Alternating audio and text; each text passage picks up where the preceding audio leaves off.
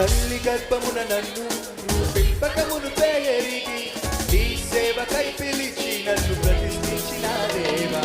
తల్లి గర్భమున నన్ను రూపింపకమును